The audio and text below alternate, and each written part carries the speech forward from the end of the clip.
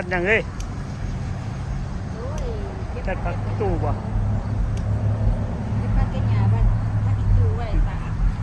ตัดผักอีตู้เด้อพ่อแม่พี่น้องตากแดดเมียนไว้กินยามหนาวพ่อแม่พี่น้อง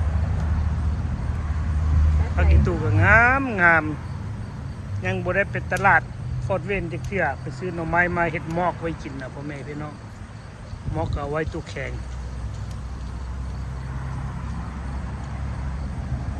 แดดดูเลยตาที่แดดลมตัดหญ้าแล้วน้องมาหาแบบก่อนพี่น้องเอ้ยยามพ้นมาสิบ่ได้ไปหาพักไปกินหลายขนาดชวนขนาดนึงพักงานตู้พักอันนี้นะขย่างเลยนะหลายปลูกไม่น้อยแล้วจังได๋ล่ะผักอีเลิศผักอันน่ะเฮ็ดปวกคนบอกเนาะแต่ก่อนแต่ข้าวขน้อยบ่กล้ากินนะออกดีคือหยังนี่มันกินได้เลยเว้ยฮอดบอกไหวอยู่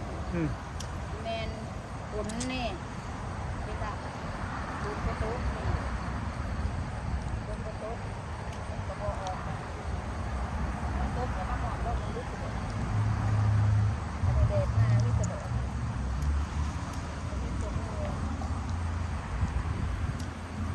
คือบุตรไทยเป็นขน้อยนี่สบายเด้อพ่อแม่พี่น้องเขาติดดอกไฟนี่โอ้แจงดีคือหยัง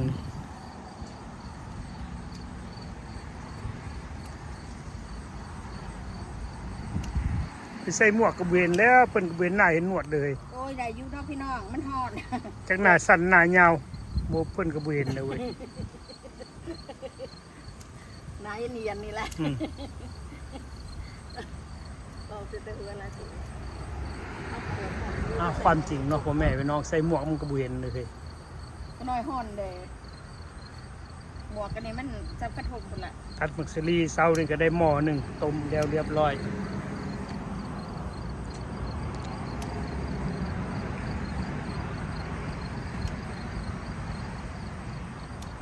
มันได้ตาก็บ่เห็นมาก็จะตัดเบิดเลยว่าก็จะตัดเบิดเลยเบิ่งผักหอมเสริมเนี่ยพ่อแม่พี่น้องจะแม่มันงามนี่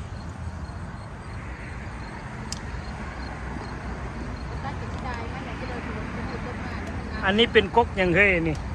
เอามาทำไมมากก๊กยังบีกระทิ่งก๊กบีกระทิ่งดีเบาหวานนี่เพิ่นว่าแต่ยังบ่ทันได้ลองเลยพ่อแม่พี่น้องไก่สิฮ้อนยามหนาวขน้อยสิตัดปานนั้นผ่านแล้วก็ตากแดดมันแห้งขน้อยสิต้มกินงามขึ้น2ต้น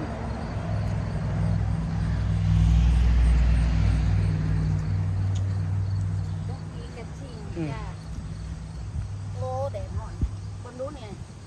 ก็จะตัดหลายเลยไว้มันอันนั้นแน่มื้อใดเฮาสิไปเอาเบิ่งหน่อไม้มาหมอกไว้นี่หน่อไม้ก็เราไปมัดใส่พักแนงเฮ็ดหมอกหน่อไม้เมียนพ่อแม่พี่น้องตัดได้3นึงก็ได้นี่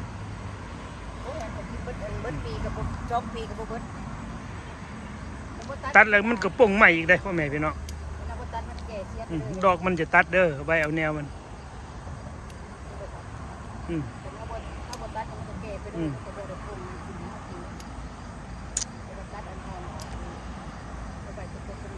จังซี่แหละพ่อแม่พี่น้องไงวันเสาร์วันอาทิตย์มาก็เฮ็ดน้ำหัวน้ำสวนเก็บผักเก็บหญ้าคือพี่น้องเห็นนั่นแหละเนาะ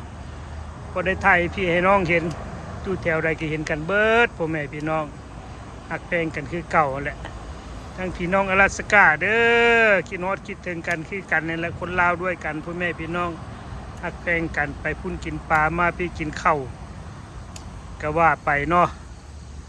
คิดฮอดคิดถึงกันนั่นคนลาวเฮาบ่ว่าอยู่ไสคนลาวคนไทยกับพี่น้องเดียวกันพ่อแม่พี่น้องหักแพงกันมันดีที่สุดหักกันไปนานๆพ่อแม่พี่น้องในโลกใบนี้คือเป็นพี่เป็นน้องกันได้4 นาทีเฮ้ยบ่ได้ว่าถือเป็นผู้อื่นผู้ไกลเขียนว่าบ่ม่วนบ่ยังกะที่เตียนเข้ามาได้ขน้อยบ่มักเป็นคนมักเครียดมักขมนะบ่คือเป็นกันเองไอ้น้องเฮาติมาเฮากะมีอันกำลังใจพ่อแม่พี่น้องโอ้ตัวนี้ผิดตัวนี้ถูกนะค คือถ่ายพี่ให้น้องเบิ่งแต่ละมื้อแต่ละวันแหละบ่ได้เฮ็ดหยังดอกพ่อแม่พี่น้องกินข้าวกินปลา ฮ้อน งอนมื้อนี้ก็บ่ได้ปีนี้บ่ได้ไปตึกป่าซื้อป่าน้ำหมัวมานั้นขอปันขอแบ่งอันน่ะจะมาเฮ็ดปลาแดกพ่อแม่พี่น้องเอามาเฮ็ดปลาแดกกันไว้กินเนี่ยนะญาติพี่น้องเอามาให้กับค่อยปั่นน้ำเขาค่าน้ำมันรถน้ำมันล่างว่าสั้นซะ เล่าไปไก่เด้นี่แหละไก่ ปลาแบดปลาวอลายปลาแคปปีเอามาเฮ็ดปลาแดกเพราะว่าบ่ได้ไปตึกปีนี่บ่มีเวลาอีหลีได้พ่อแม่พี่น้องเมื่อยมาตลาดตะการก็บ่ได้ค่อยไปแล้วมันเฮ็ดหลายชั่วโมง9ชั่วโมงเมื่อยคือเว้านั่นแหละเข็นเฮาพักการนะกะเฮาก็อยากพักผ่อนสุขภาพเฮาแน่เฮาเฒ่าแก่มาก็เรือแห้งก็บ่คือเก่าพ่อแม่พี่น้องเอ้ยมันก็ลดน้อยถอยลง พอได้ที่จะตัดหลายเอาไว้ใส่อันนั้นเนี่ยเฮ็ดน้ำมอกน้ำไม้นี่คิดสมาบ่แม่นสิไปฟอดเวนบ่เว้ยไปเบิ่งน้ำไม้มามอกไว้กินนี่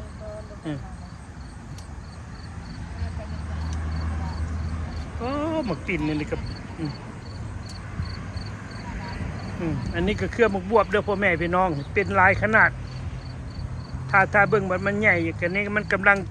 จับได้พ่อแม่พี่น้องตามข้อตามมันโอ้ที่ขนาดแต่มันสีน้อยสีใหญ่ซ้ำใดมันหลายฟันเนาะตัวสั้นตัวยาวปลูกสลับซับซ้อนกันไปมีหมักสะน้อยก็มีได้ขน้อยเนี่ยหมักสะน้อยเลยพ่อแม่พี่น้อง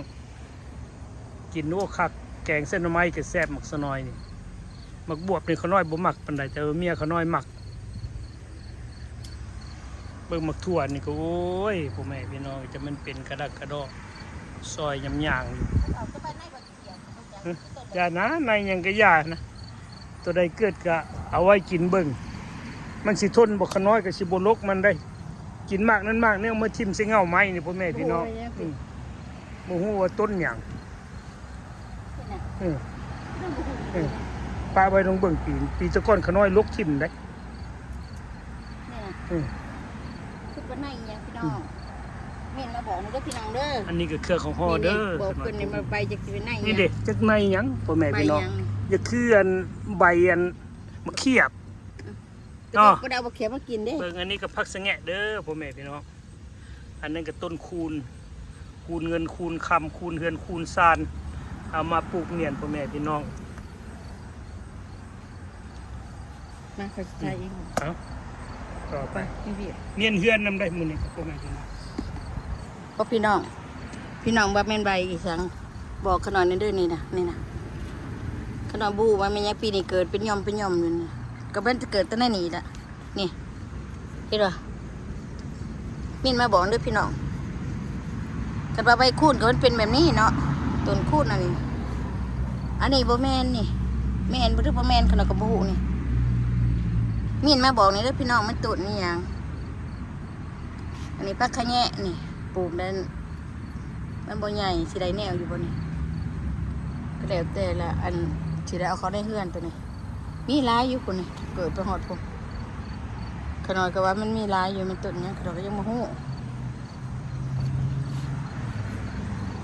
บักพริกนี่เป็นบ่บักพริกเชิงหน่วยมีได้หน่วยมันจะว่าบ่มีได้น่ะบักพริกน่ะมันเชิงหน่วยเห็นบ่มันก็มีอยู่น่ะบักพริกขี้หนูน่ะมีอยู่เฮาบ่ทันได้กินเพิ่นดอก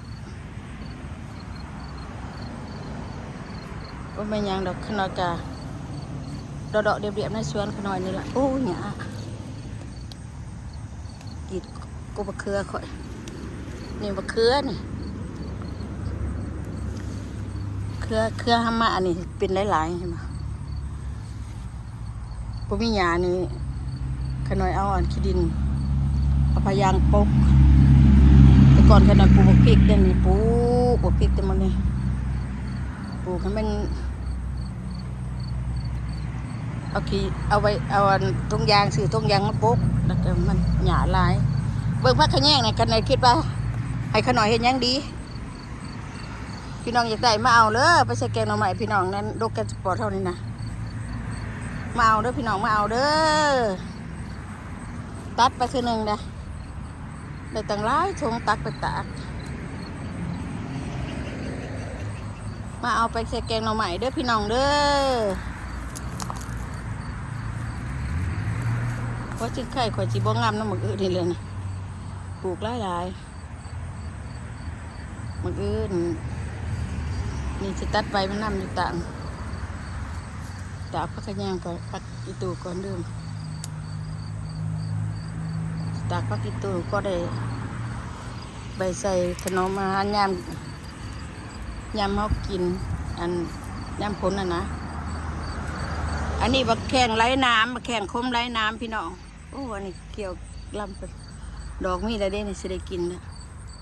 ตัวได้บุกขึ้นได้ก็บุกขึ้นเด้อในนี้มีผักขาดน้ำผอมพี่น้องผักขาดก็บุกขึ้นไปบักทั่วบักแปบบุกขึ้นไป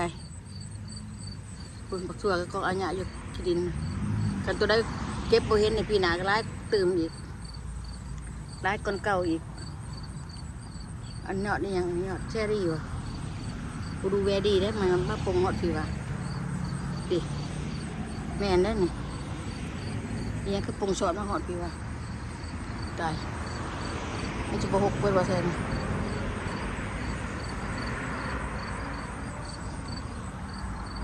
ขน้อยกะใส่หมออีเถิงเพราะนั้นมันฮ้อนพี่น้องมาด้วยเนี่ยฮ้อนโอ้เหือแต่พี่น้องฮ้อนขนาดเบิ่งดู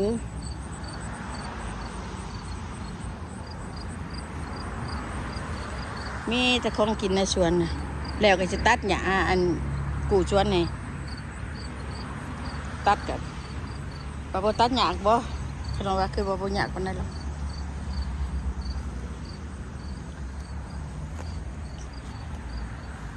โอ้หอนขนาดพี่น้องตัดปลากิตูได้หลายเติบเลยจิบล้างเอาพึ่งเฉลดก็แดดเดียวด้วยพี่น้องอย่าพึ่งได้ด้วยพึ่งได้บ่แสบวันมันหยบแล้วก็เอามาใส่ถุงไว้ตู้เย็นเอาออกมาหอมคือกันกินนันเก่าคือเก่าบ่ปนบ่เปื่อยยังเป็นใบคือเก่าเด้อปลากิตูนี่เด้อปลากิตูพักขะแยงขนมมาเก็บไว้อยู่นี่เก็บไว้ตลอดเพื่อยังถ้าน้องไปกินแบบปีได้เขาปลูกบ่ได้นะพี่น้องมันมีได้บางปีปลูกขึ้นก็มีขนมเคยถือมาโอเคพี่น้องเอาโอ้ดีมีแห้งเนาะพี่น้องเนาะขอขอบใจที่ติดตามเอาไว้พี่น้อง